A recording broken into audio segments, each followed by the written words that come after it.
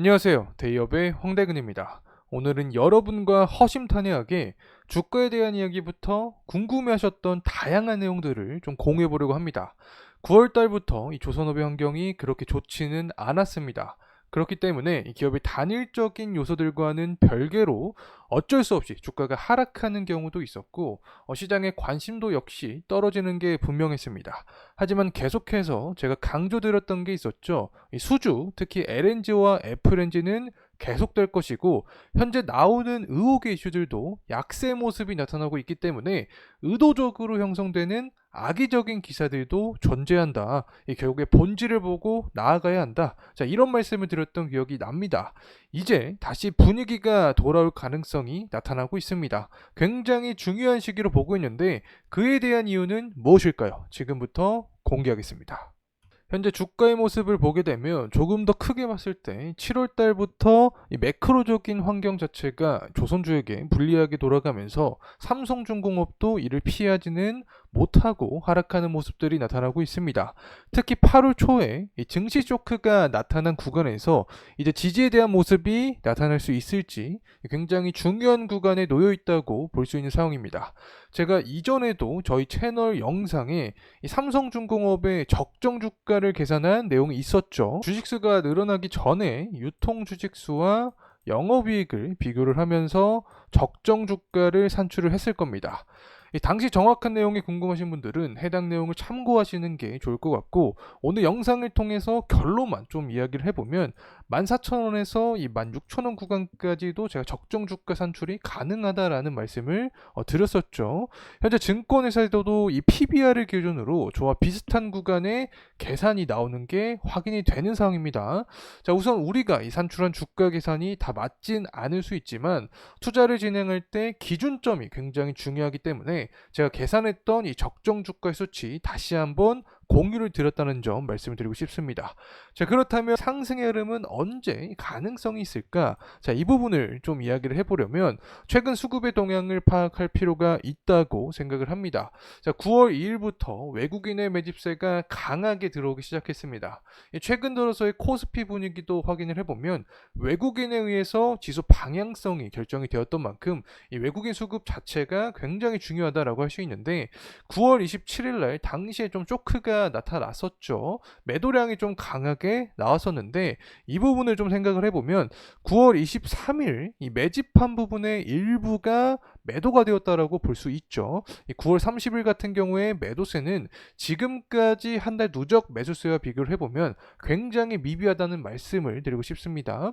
특히 기관 쪽에서는 계속해서 변동성이 나타나고 있는 상황이라 주요 키로는 제가 보지 않고 있습니다. 자, 아쉬운 건 이제 연기금과 사모펀드죠. 이쪽에서 순매수세가 좀 강하게 들어와야 이 삼성중공업의 추가적인 상승세가 나올 수 있는데 과연 언제부터 들어올 수 있을까? 자, 저는 이제 곧 긍정적인 시그널이 나올 수 있다고 생각을 합니다. 자, 그에 대한 이유는 조금 이따가 공개할 예정이 있으니까 집중해서 시청해 주시면 감사하겠습니다.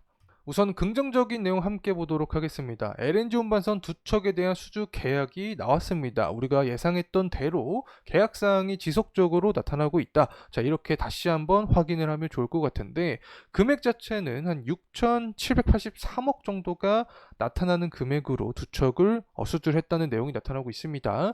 27년 4월까지 인도할 예정에 있고, 이 수주 목표액의 한 56% 달성을 했기 때문에 이 수주 목표를 위해서 연말까지 달려갈 확률이 높다. 자, 이렇게 해석할 수 있겠고, 계속 고마진을 위해서 LNG랑 FLNG 쪽으로 수주를 해가는 모습이 나타나고 있습니다. 삼성중공업 같은 경우에 이 컨테이너 선박도 물론 중요하지만 앞으로 이 삼성중공업의 수주 동향을 체크를 할 때는 이 LNG 선과 FLNG 선을 중심으로 계속해서 추적할 필요가 있다는 점 다시 한번 말씀드립니다. 자, 그리고 나서 오늘 외국인의 매집세도 어느 정도 나타났다라고 볼 수 있는 가장 첫 번적인 요인은 바로 매크로적인 환경이라고 말씀드릴 수 있습니다. 유가 자체가 전일 장중에 한 5%까지 급등했던 모습이 나타났습니다. 유가 같은 경우에는 LNG 관련된 모멘텀과도 관련이 있기 때문에 조선주에게 또 직접적인 영향을 줄 수 있다라는 말씀을 드렸었고, 특히 FLNG가 바로 이 가스나 유가와 관련된 부분과 연관이 있다라는 말씀을 드렸기 때문에 이 삼성중공업 같은 경우에는 조금 더 직접적인 영향을 받을 수 있다는 말씀을 드렸던 기억이 납니다. 어쨌든 이 부분에 의해서 금일 긍정적인 어떤 환경이 만들어졌다라고도 해석을 할 수 있습니다. 이런 유가가 상승했던 이유는 바로 이란의 대량 미사일 공격 때문입니다. 대략 한 180발 정도를 발사를 했다. 이란이 여태까지 예고한 대로 보복성 공격을 좀 강하게 보여줬다고 생각이 듭니다. 자, 사실 이스라엘 같은 경우에는 이란의 공격을 어느 정도 기다렸다라고도 개인적으로 생각이 됩니다. 이제 이스라엘 같은 경우에는 명분을 확실히 확보를 한 상태이기 때문에 전쟁에 대한 의지를 더욱더 강하게 보여주면서 이 전면전에 대한 우려까지 시장의 우려감이 확산이 될 수 있다고 생각을 합니다. 자, 여기서 우리가 생각할 점이 있죠. 시장의 우려감이 커지고 리스크가 커지게 되면 조선주로 향하는 시장의 관심도가 증가될 수 있다고 말씀을 드렸습니다. 지금까지 삼성중공업의 주가가 제한폭이 나타났던 이유 자체는 단일적인 어떤 기업의 악재적인 요소보다도 환경 자체가 좋지 못했기 때문에 함께 억눌리는 모습이 나타났다라고 설명을 드렸는데, 이렇게 환경 자체가 다시 한번 개선되는 모습이 나타나게 되면 다시 한번 제대로 된 밸류를 받는 모습이 나타날 확률이 있지 않을까 개인적으로 생각합니다. 자, 그리고 원달러 환율도 다시금 도약하는 모습이 나타나고 있습니다. 통상적으로 이 삼성중공업 같은 경우에는 고환율에 대한 대표적인 수혜주죠. 최근에는 이 비컷 영향도 분명히 있었고, 중국 같은 경우에는 이제 경기 부양책을 표출하겠다, 이 지준율을 내리겠다라는 요인 등으로 복합적으로 환율이 좀 하락하는 모습이 나타났죠. 하지만 이 전쟁에 대한 이슈가 다시 한번 커지게 되면서 이 사람들이 안전자산에 대한 수요가 증가를 하고 있습니다. 다시 한번 달러 가치가 뛸 수 있다. 그렇게 되면 고환율에 대한 기조로 다시금 분위기가 형성이 될 수 있고, 조선주가 이에 대한 수혜주로 다시 한번 떠오를 수 있다. 자, 이렇게 말씀을 드릴 수 있습니다. 자, 사람들이 이런 얘기를 합니다. 특히 삼성중공업 같은 경우에는 환해지를 했기 때문에 환율의 영향이 크지 않다라는 말을 많이 하곤 했는데, 최근에 주가의 동향을 봤을 때도 환율이 하락하면서 조선주 주가가 약세를 보인다라는 내용이 나타났죠. 이 시장의 분위기도 무시를 할 수 없는 상황이기 때문에 환율적인 요소를 지속적으로 추적을 하고 있다는 점 말씀을 드립니다. 자, 그리고 나서 이제 트럼프와 해리스의 지지율을 보게 됐을 때 트럼프가 49%, 해리스가 50%, 이 폴리마켓에서의 분위기가 나타나고 있습니다. 해리스가 사실은 더욱더 높았었죠. 하지만 트럼프가 조금씩 치고 올라가고 있는 모습이 나타나고 있는데, 트럼프가 현 정권을 굉장히 비판을 하고 있죠. 이스라엘과 이란 전쟁이 꺼지지 않고 지속적으로 나타나고 있는 상황이기 때문에 이때다 싶어서 해리스와 현 바이든 정권을 비판을 하면서 지지율을 끌어올리려고 하는 어떤 제스처를 보여주고 있습니다. 이제 11월 대선까지 얼마 남지 않은 상황이 있죠. 특히 트럼프에 대한 당선이 가능성이 높아진다라고 하면은 조선주는 그에 따라서 강세 분위기가 유지가 될 수 있습니다. 바로 LNG 규제 폐쇄, 그리고 이 중국의 조선업을 제재한다. 이 두 가지 측면으로 수혜를 입을 수 있는 상황인데, 이 삼성중공업의 수급적인 측면에서 다소 아쉬웠던 점이 바로 연기금과 사모펀드였죠. 연기금과 사모펀드의 매집세가 이 트럼프 지지율이 올라가는 시기와 맞물리면서 강하게 나타날 가능성이 있지 않을까 개인적으로 생각을 하고 있습니다. 이러한 방향성이 맞아 떨어져 갈지 저희 데이업 채널에서 계속해서 함께하면 좋을 것 같습니다. 자, 여기서부터는 지난 시간에 했던 내용들입니다. 이 부분을 이미 보셨던 분들은 다시 한번 복습하는 차원에서 봐주시면 좋을 것 같고, 새로 보시는 분들은 굉장히 중요한 부분이기 때문에 집중해서 시청해 주시면 감사하겠습니다. 이 스트레드 LNG 소송이 사실은 가장 큰 이슈였죠. 자, 이 부분도 제가 관계자와 직접 통화를 해봤는데, 결론만 말씀을 드리면 이 캐나다 시더 FLNG 수주에는 크게 영향을 미치지 않을 것이다. 자, 이렇게 해석을 하면 좋을 것 같습니다. 이 소장을 받지 않은 상태였고, 이미 캐나다 법원에 소송을 하고 기각이 된 상태이기 때문에 소장이 확인이 되더라도 캐나다 측에서 기각된 내용을 기반으로 이 소송 자체를 무마시킬 계획을 하고 있다. 그래서 이 캐나다 시도 자체는 아직까지는 우리가 생각했던 그대로 진행될 확률이 높다. 자, 이렇게 해석을 할 수 있겠죠. 자, 그리고 이제 후판 협상 관련된 이야기 때문에 악재가 좀 반영이 되었다라고 설명을 드릴 수 있겠는데, 근본적으로 봤을 때 중국에서 경기 부양을 해줬죠. 그렇기 때문에 의지를 표출해줬기 때문에 원자재 가격이 급등했습니다. 철광석 가격도 마찬가지로 상승하는 모습이 나타나면서 이 부분이 바로 후판 가격까지 영향을 줄 수 있다. 중국이 후판 가격을 올리게 되면 우리나라 역시 명분이 생기기 때문에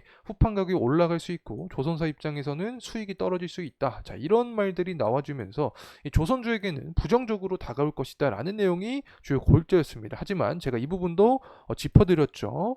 지난 사이클과는 다르게 공급자 우위에 있는 상태이기 때문에 조선주에게 미치는 영향은 크지 않을 것이다라는 말씀을 드렸던 기억이 납니다. 특히 현대제철에서 제소한 반덤핑 제소 있었죠. 자, 이 부분도 좀 이야기를 해보면 이 해외 수입품 자체가 국내 시장 가격 이하로 판매될 경우에 관세를 부과하게 되면서 조선업계가 타격을 입을 수 있다라는 내용 때문에 굉장히 부담감으로 작용이 되었습니다. 원가 부담 외에도 공급망 전반에 부정적인 영향을 줄 수 있고 생산 차질이나 건조 지원 같은 문제가 발생할 수 있다라는 내용이 나타났는데 관계자와 제가 직접 이야기도 해봤죠. 제소 신청 자체가 한 1년 정도로 걸릴 것으로 생각이 되고 있고 이 결과가 나와서 실제로 조선업을 제재한다라고 하더라도 우위에 대한 방법은 많다라는 말씀을 해주셨습니다.